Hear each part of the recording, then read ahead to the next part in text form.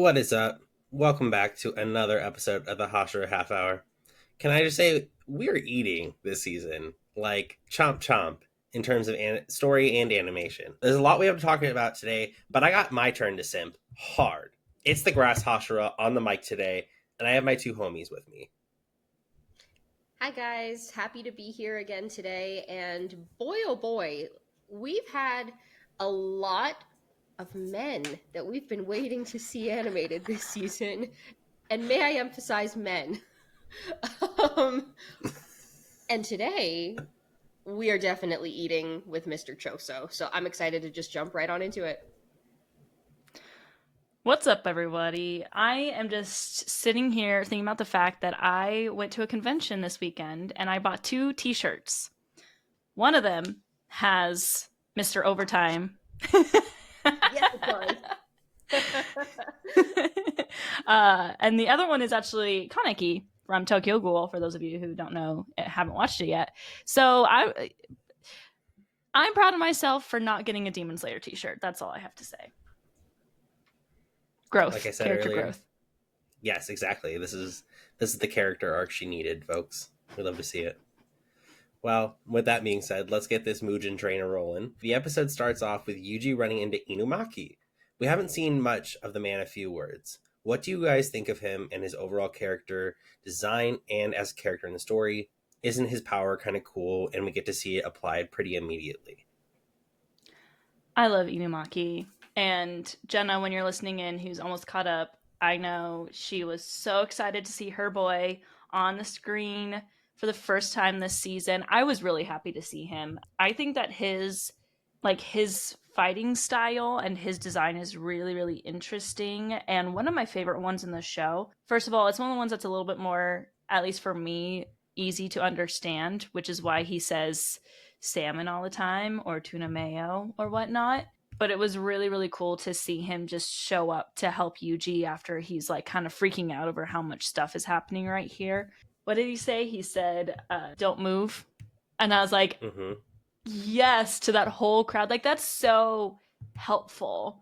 That's such a helpful technique in a situation like this. So, super excited to see him. Obviously, this was very short lived, but hope to see more of him soon.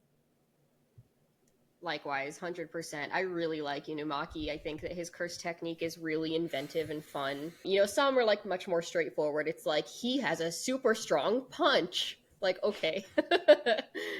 But the curse speech is fun, and I imagine it being perfect for somebody like Inumaki. The way that he strikes me is like more introverted, by necessity having to be maybe a little bit more intellectual than somebody whose technique is just hard punch.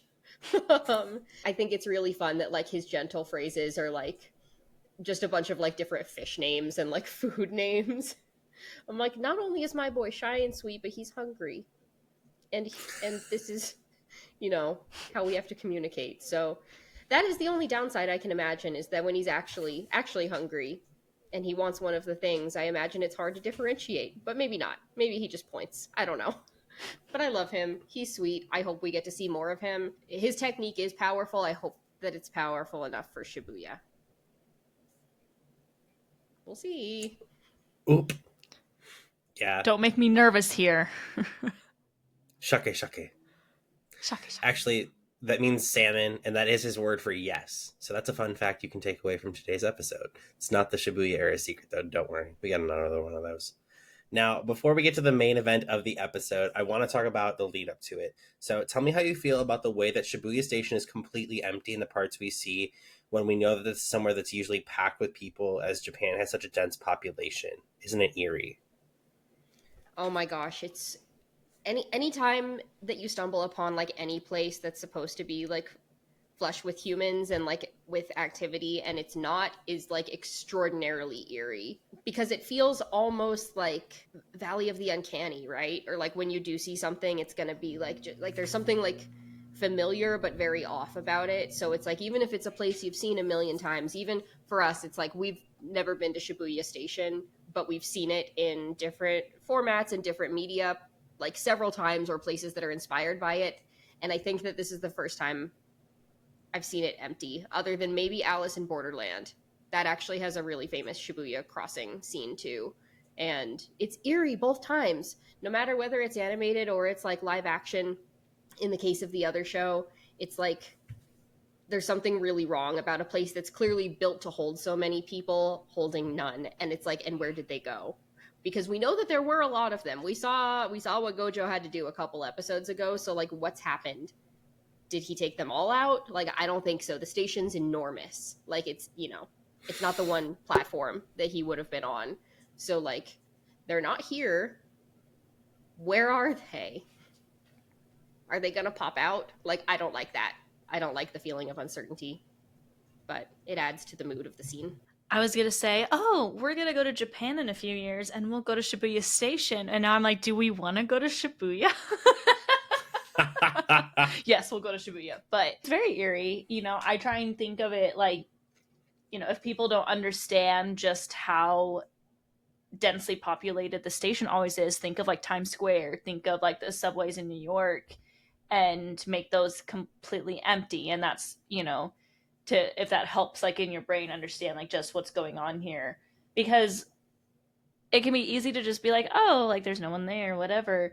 But they're doing a very good job at reminding us that that's like extremely eerie and like doesn't happen, and also kind of adds a little bit, for me at least, mystery to what's going on, because it's like Emily said, when Gojo was fighting a few episodes ago, there were all these humans, and now like we haven't seen one for a while outside of these transformed humans. So we can obviously put together that probably a lot of those people have been transformed.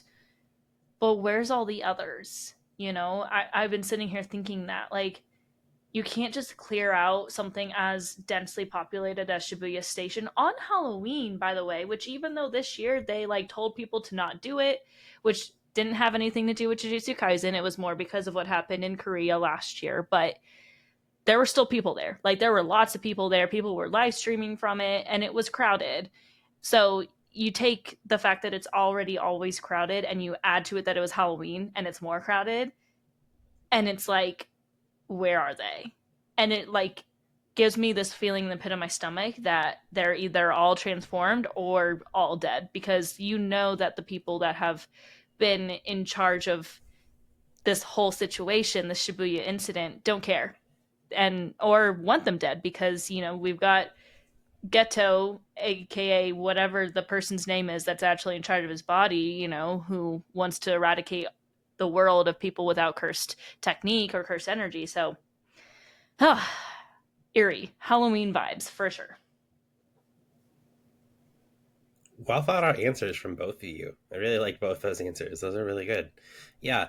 Not to mention, happy belated Halloween to you folks as we're listening or as whenever we post this. So keep that in mind. I hope you all had a safe and fun one.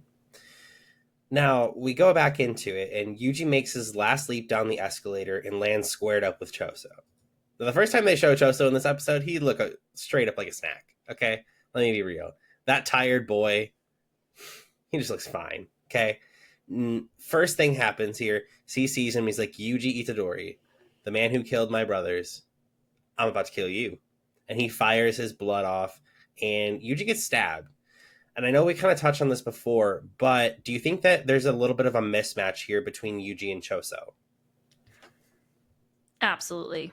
First of all, I remember right before like Shibuya started, all my friends were like talking about Choso and how excited they were to see him and like how beautiful he was. And I was like, first of all, I didn't even remember that he was in season 1. I still don't remember. I really need to go back and rewatch, but I was like, he's fine. And then I looked at him in this episode and I was like, oh, he's fine.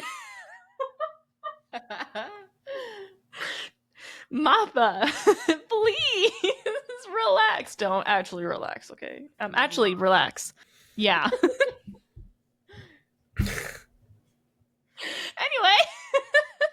Anyway.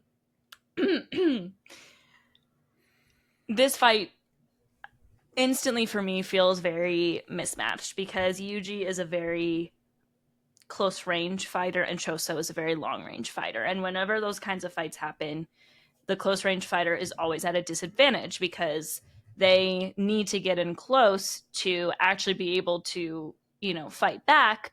but they're just constantly on the defensive because they can't get any hits in, since the long range fighter is like keeping them at bay. So obviously it's a little bit mismatched. Yuji has already like been a little bit hurt in the fight against the old guy a few episodes ago. You know, like he got kind of scratched or whatever with the knife, and then we instantly see him take something through the arm, and he's like completely got a hole in his arm, and it's like, oh, okay.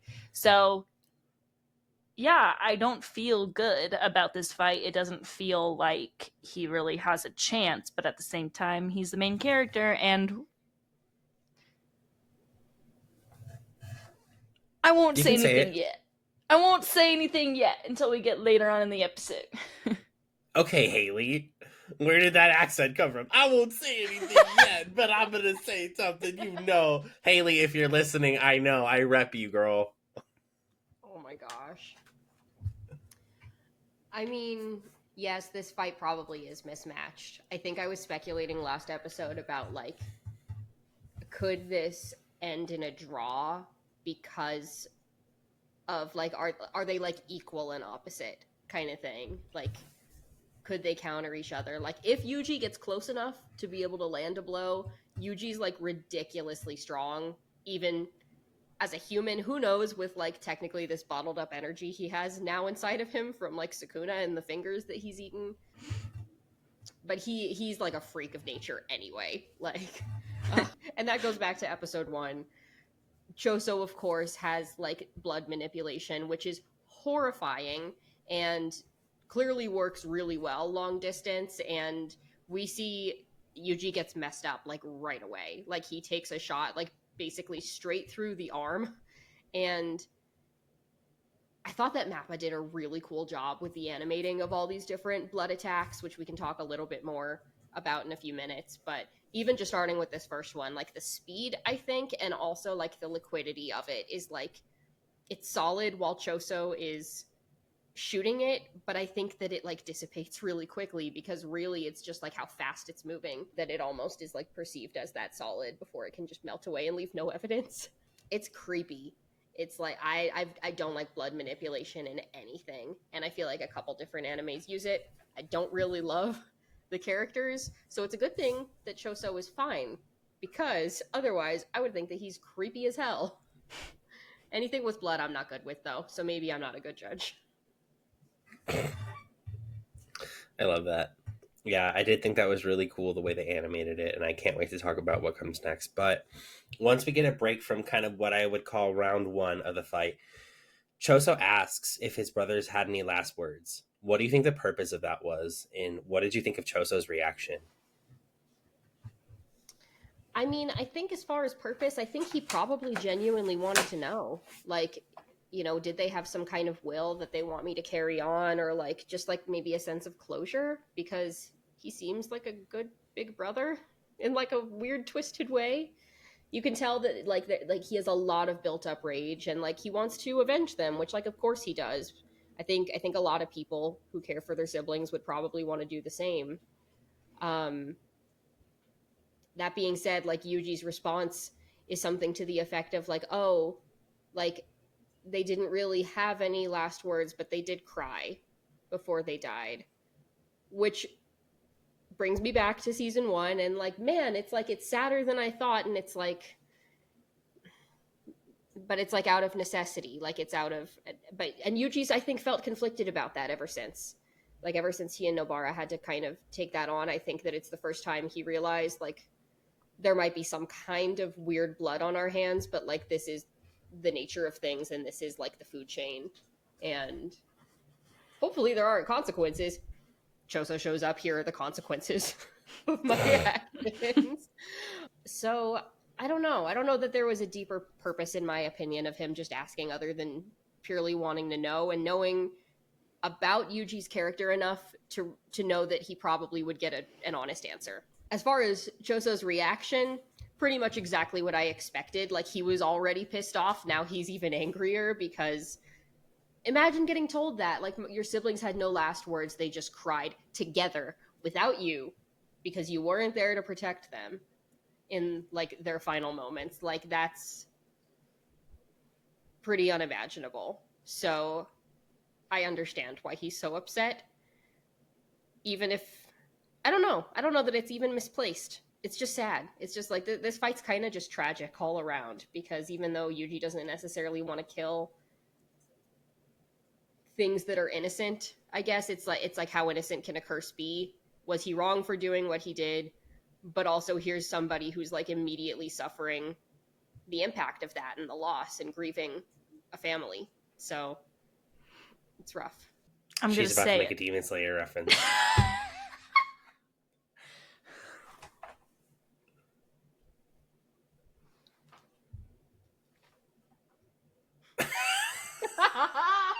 Oh, I called no. Come back.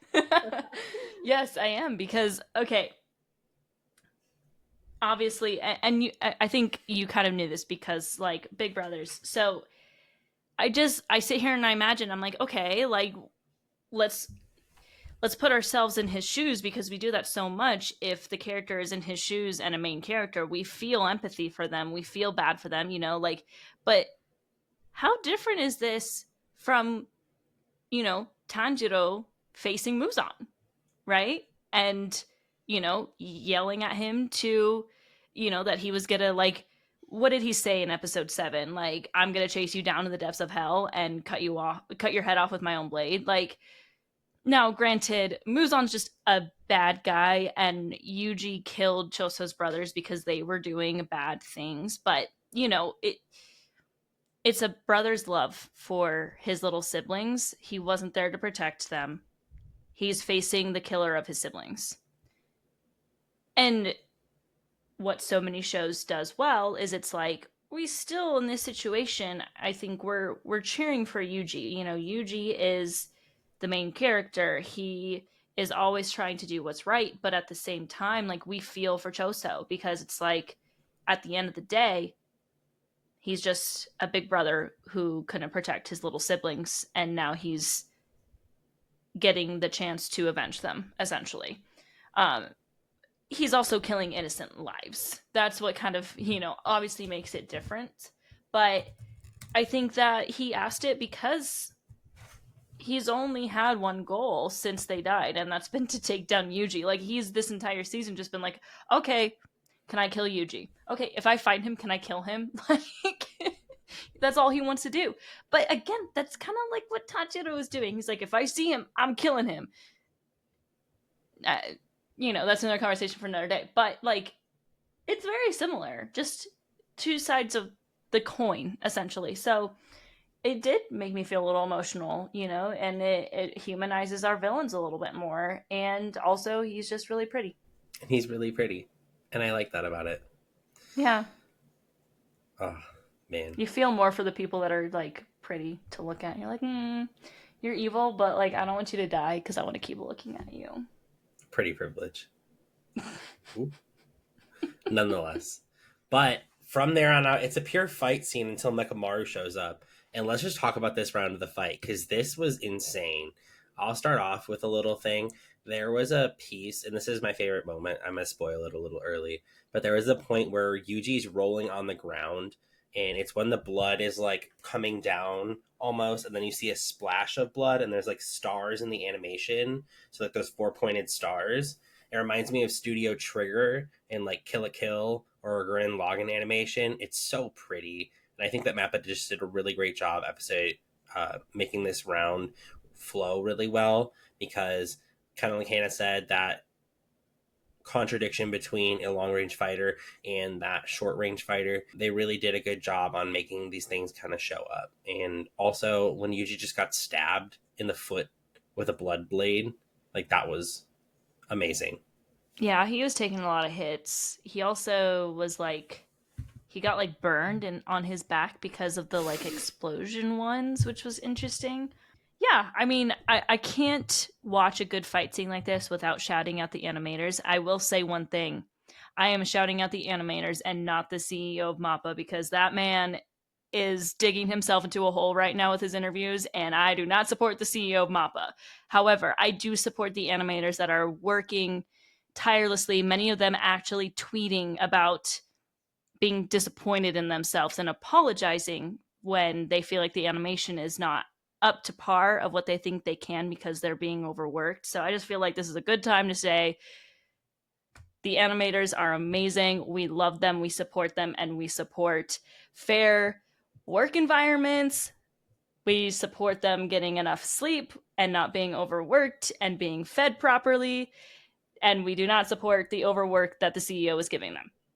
That being said, this was just a really incredible fight scene. And again, I don't know if I really have a favorite moment from this part of the fight scene to really call out. I do think that my nerves grew because I felt it was clear, and like Emily said, Yuji is so powerful if he can get a hit in.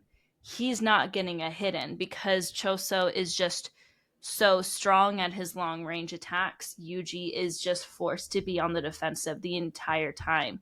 And this is like dangerous stuff. I think he even mentions like he, he's like, if I try to dodge this for this period of time, and I'm paraphrasing here, I don't know exactly what he said, but like I have a 50-50 chance of surviving, And then he's like, well, I gotta at least be the one that decides when he makes a shot and jumps. And that's just how tough this fight is that he's literally like, yeah, like I can try to dodge this, but I still only have a 50-50 shot because of how quick he is.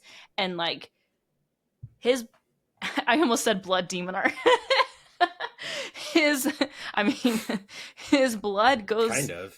It's so fast and so sharp. Like essentially all it needs to do is hit usually right here and bam, it's over. Or a lot of different places, but this fight is so well done, and I think embellished the manga really well, because again, and this happens in a lot of manga, it's not exclusive to Jujutsu Kaisen, but sometimes it's hard to tell exactly like what's going on, especially in fight scenes when it's condensed to just a handful of panels.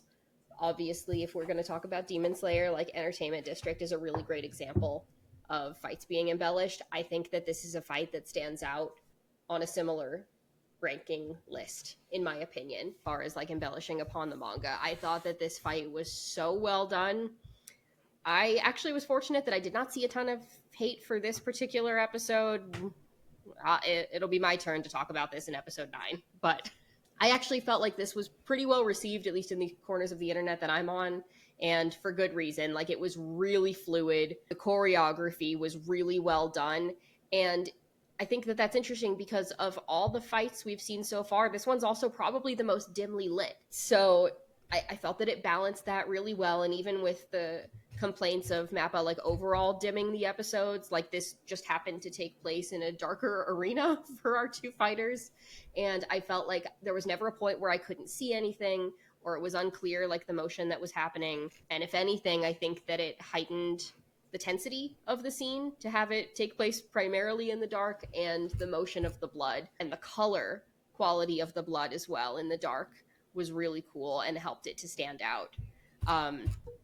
Again, I talked about a few minutes ago, like how I think that the blood was so menacing, and I do think even more so animated than in the manga because of the fluidity of it, the liquidity of, and like the changing like matter of the substance was like so eerie and not what I imagined when I had been reading the manga. The way that it attacks, or like it can shoot in like this straight line, or like bullets, or it can like rain down and like piercing droplets, but then it like peels off of Yuji's face. I thought that that was so cool because it also shows how quickly it can change the form and how much control Choso has over it, making him a very, very strong adversary and not a good enemy for Yuji, even if Yuji's fast, even if he's strong and a little bit OP, because we know that he's the main character and he now has like this hidden secret. Well, maybe it's not really a secret. I think Choso knows, but still, as a human fighting against somebody who has the ability to manipulate this so quickly, I don't know that he really stands a fair chance, especially because as of right now, it doesn't seem like there's a lot of weakness in Choso or his will to get this done. So I just thought that this was so well done. This is one of my favorite fights in Jujutsu Kaisen. I feel like I'm saying that a lot this season, but it's true. It's true. They keep like building upon one another, and they're all happening at the same time in different places, and this just like adds another gem to their crown. Yeah, I'll add a quick little caveat to what I mentioned before. The tweets from the animators like apologizing and stuff does come from the next episode. This episode has gotten pretty much nothing but love. I agree, it's one of my, if not my favorite fight in Jujutsu Kaisen so far. But with like the timing of when we are recording this, it like the interview with the CEO of Mappa came out today, and there's just been a lot going on, and animators have been tweeting about it and talking about their working situation. So I felt it was important to call that out now to say that like we're in full support of these animators and we believe in their rights to have better working conditions because they're working very hard for us and they're putting out some really incredible stuff. 100%. I had no idea about either of these portions of internet commentary. However, I do have one thing to say. Shut up. Stop criticizing animators. Seriously, oh my god. It's Shut so up. annoying. Listen, They're working I their don't tails care. off. I know it's not the people listening to this. Yeah, right? Like, roast me in the comments if you want to. That's okay. I can take the heat, but don't you dare put that man who is scribbling at his desk, who is like got two kids at home, who, one of them had a birthday that he missed, and it's because he put out this Jujutsu Kaisen episode. Okay? Don't you dare. Also, the CEO of Mappa, I'll at him as well. You, shut up. Stop doing that to your animators. Literally. Like, they are literally building you an empire, yet you are treating them like nothing. Please don't do that. So, those are my thoughts. I'm feeling bold today. I'm feeling controversial. Cancel me if you will. I don't know. Nonetheless, back to it. Mekamaru shows up, and he comes up with a plan that leads Yuji to the restroom. Good break time, right? So, for one of us who's an anime only, what were your thoughts on Yuji going in there and also out of nowhere, right? Just like, let's go to the bathroom. And for my fellow manga reader, how do you think the anime compared to what we saw in the panels? Oh my gosh. Well, I feel like I just touched on the panels a little bit, but it it just continues to embellish upon this. You know, Mekamaru chimes in, which is like kind of startling for Yuji and probably for us. Like it almost takes me out for a second because it's kind of goofy. But he's like, "Oh, you're fighting Choso." That's exactly like, or like he has the blood technique, which is like I'm forgetting his name, but it was the guy from the other school in the first season, and it's like from that family. It's like a secret technique within that family, and so Mekamaru's like, I actually don't know that much about like this blood technique. I don't actually really know how to help you too much, but blood is thicker than water, right? So how about we go this way and see what happens? And so it almost like it's kind of silly. It's almost like a shot in the dark. And part of the reason it's silly is also because Yuji is just kind of inherently silly and like reacting in such a pure way, even though he just kind of got his ass rocked by like Choso, and he's like hiding, like the classic like hiding, and then you're just like hearing things getting destroyed in the background while he's like crouching. Also, there was a really cool design element here with like the subway posters that he was hiding behind, and like all the different stages of like Shibuya going on in like just the design of the subway art that would usually be hanging, but like very clearly alluding to like everything that's going on in Shibuya. So shout out to that little Easter egg. I had a lot of fun catching that. But yeah, I don't know. I feel like everything about this episode really enhanced what was in the manga. So very, very pleased with our Mappa animators and our storyboard artists too, who would have come up with some of this. I thought it was so cool. My thoughts on Yuji going there. Trying to put myself into Hannah's shoes from when she was watching this the first time, now that I've seen this episode a couple times. I had an idea. I felt like water would be a fairly decent match to this technique. I didn't know how, and I just felt like more like it could more be almost a shield to kind of like, okay, if blood hits like a shield of water, I don't think it would really be able to do much. But I didn't know exactly what the plan was in the bathroom. But as soon as I started hearing the crashes, I was like, oh, he's breaking everything, so that water is everywhere. Okay, like I'm on to something here. I will say when Mekamaru was like, oh, I fought someone like this, I have no idea. And Yuji was like, bro. And then Mekamaru very nonchalantly goes, like, this, this is like the only chance. I have one idea. If it doesn't work, brace yourself for death. I just thought that was such a funny comment. Like, he was so chill about it. He's like, this has a 40% chance of working, and it is the only chance that I give you. If it doesn't work, brace yourself for death, man. Like that's the only thing I can give you. It's like you're not bracing yourself. Sounds good. And Yuji was Yuji's like oh, okay. Okay. Makes sense. Got it. Because like he has one brain cell, and it's kind of with Megami right now. Cool, death. No. The Barbie movie. Oh no. Oh no. I still haven't seen the Barbie movie, but He's enough. yeah, I can't believe you just said that. Sorry. I kind of had a feeling it had something to do with water. And as soon as he started breaking things, I was like, okay, like there's going to be something that goes down here to kind of try and turn the fight. Because why else would Mekamaru be like, I'm going to send you to the one dead end in this place? Like, at least the other option is to run somewhere where you can attempt to escape. Fair.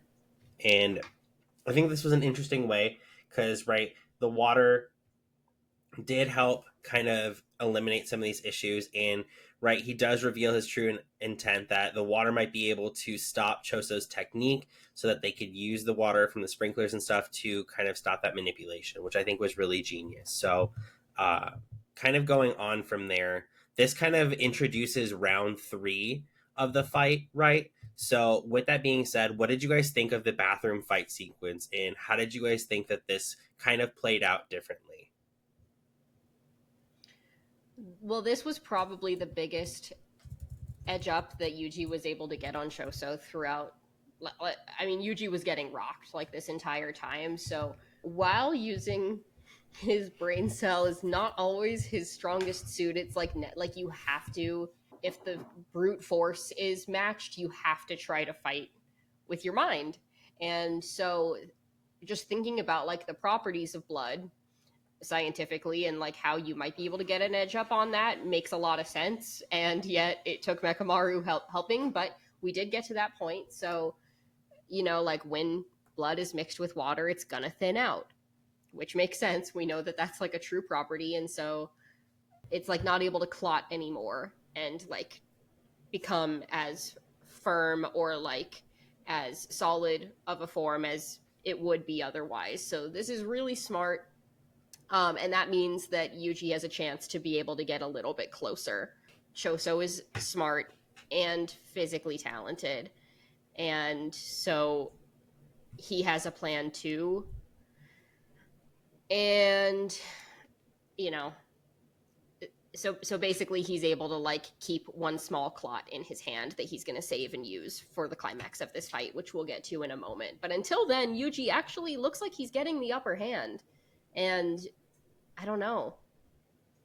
Maybe part of me wonders, like, is it possible the water was even slowing him down a little bit though too, for fear of like literally like, as goofy as this would be, just like slipping. And but like how to remain like so nimble in a fight like this that's complicated by water for both parties. It's really interesting. And again, I thought that this was animated really, really well. This one is actually a direct reference.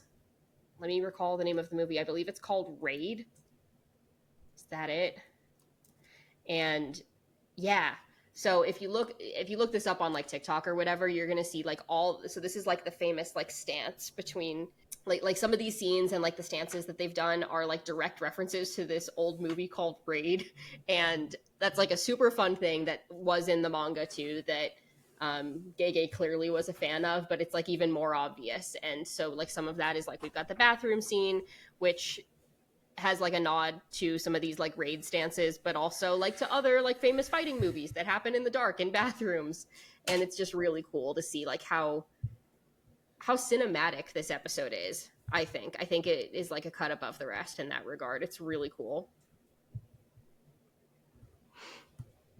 Yeah, you had a lot of good points there. This was my favorite part of this fight scene, honestly, because like Emily said, it feels like, you know, Yuji's getting a bit of an upper hand, and it's because of Mekamaru's plan. Like we touched on, you know, like blood can't really coagulate or congeal, whatever word you want to use, in the water. So that kind of puts Choso at a disadvantage here. He's still very smart, though. So we obviously know that he's still keeping that little bit so that he can use it with great force, which he does, shooting him essentially like with a bullet through the liver, which is like not good. That's like fatal. So, you know, uh, main character. Oops. All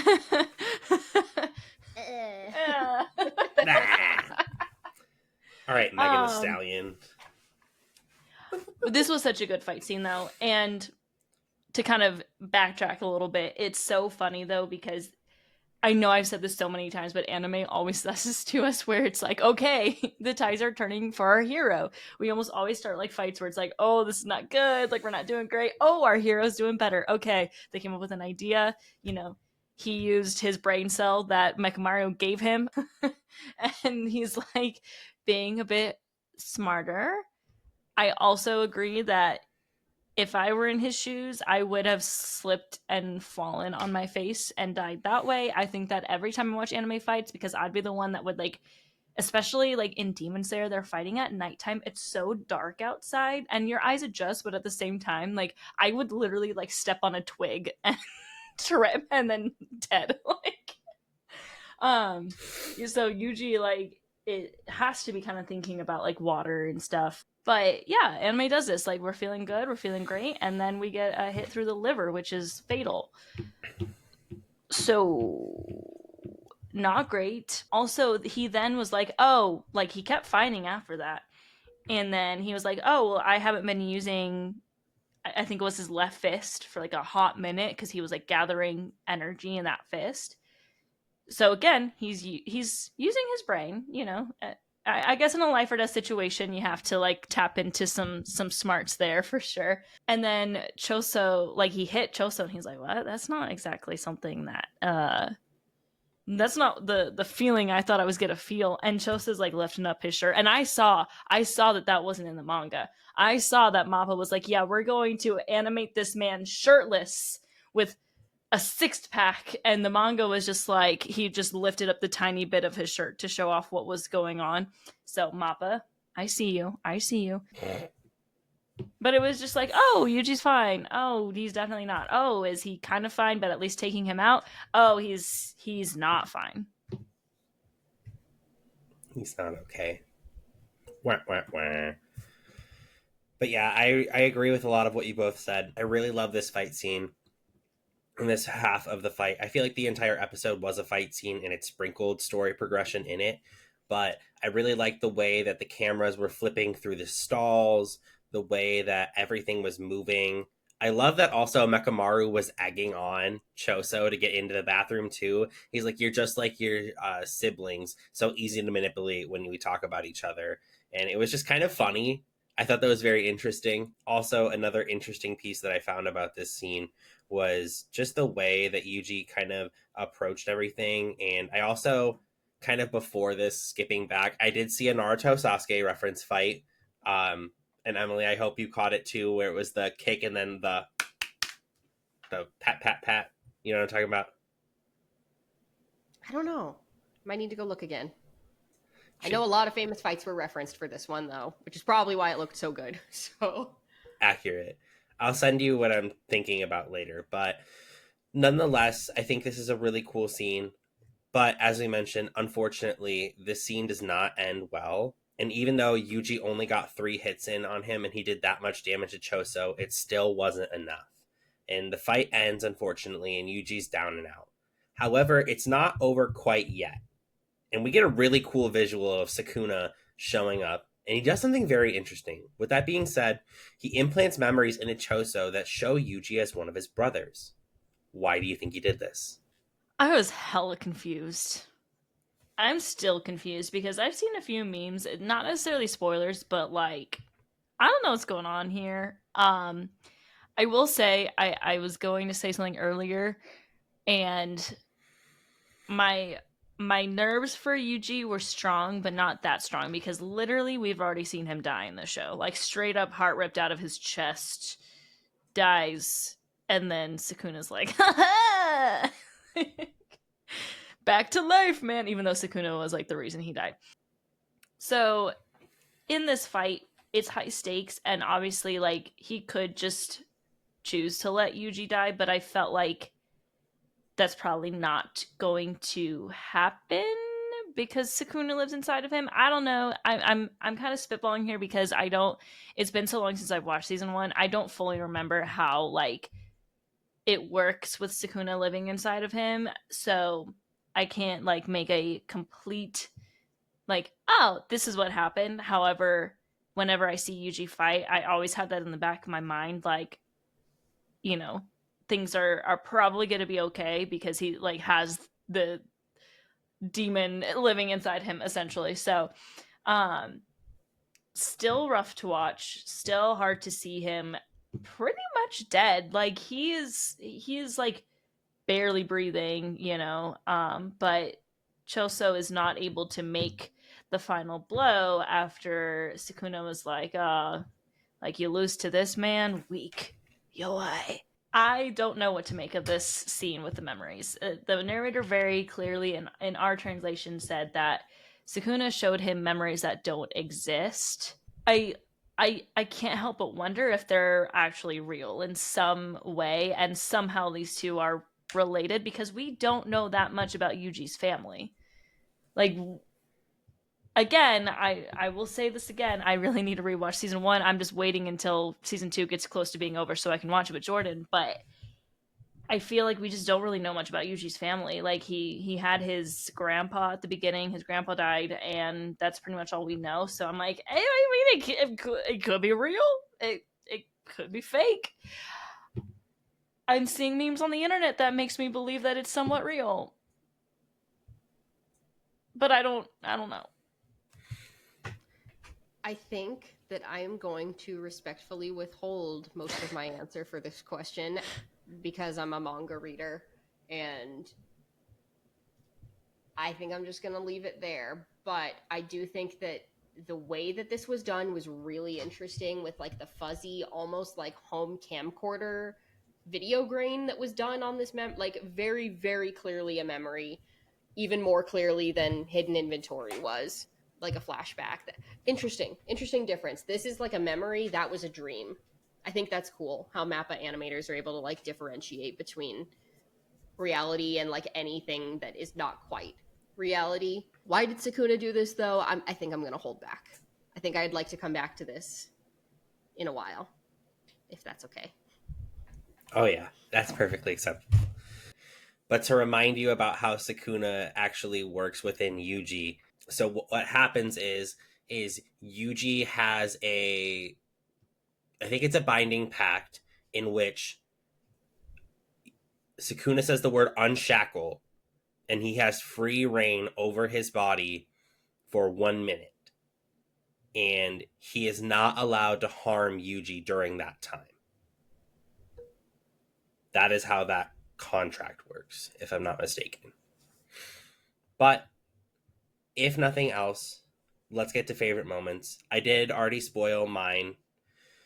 The first one is that, like I said, that Studio Trigger animation, and I think that was really cool. The second one is going to be when Sukuna shows up. His eyes kind of look like a Sharingan, like the black and the red, and like there's like little tomoe there. So I thought that was a really cool animation. Oh man, can I say the whole thing? No, I don't like that. But But I think that like in general, like it just has to be like a general note for like just how well this fight was done.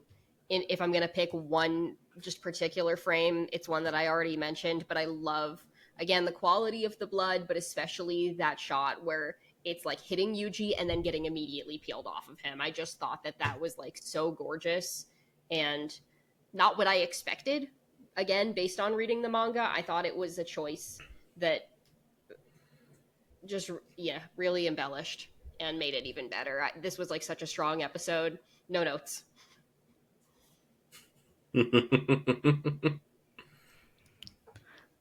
This was a super strong episode.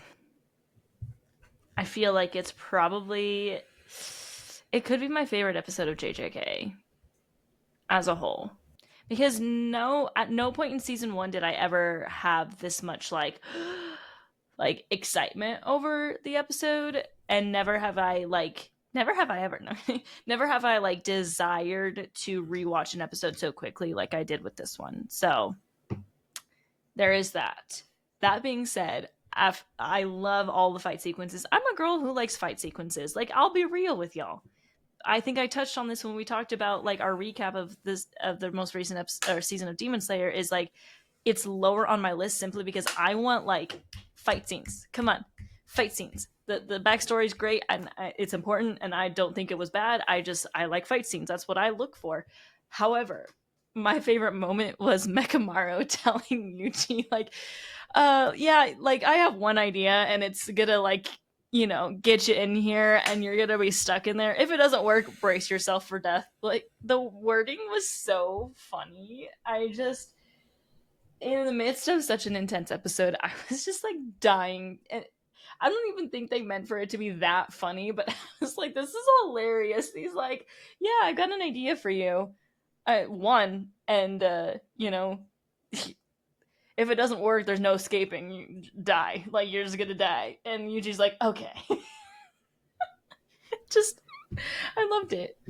Mekamaru be like, see ya in the afterlife, buddy. See you here.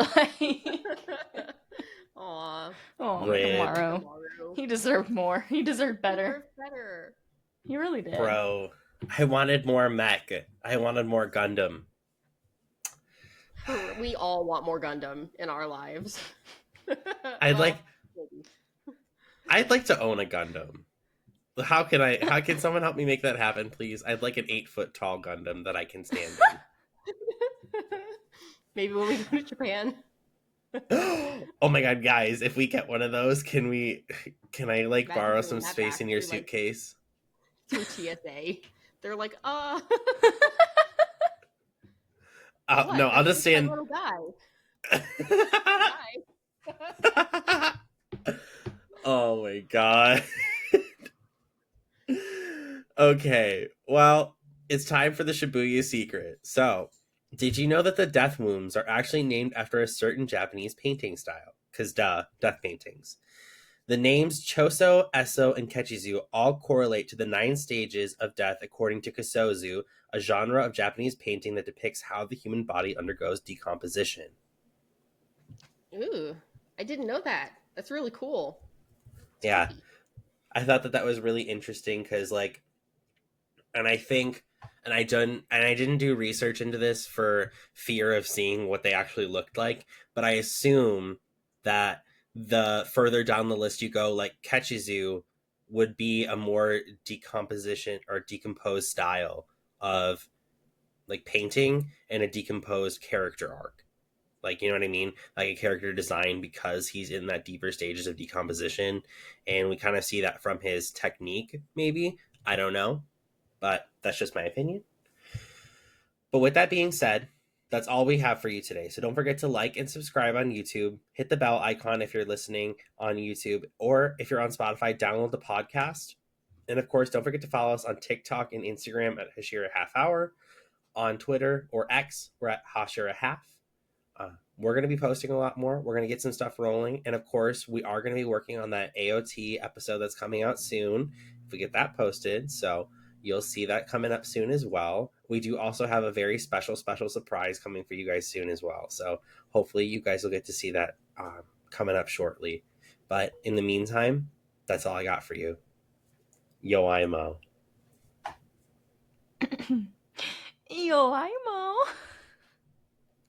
Yo, I'm Umai.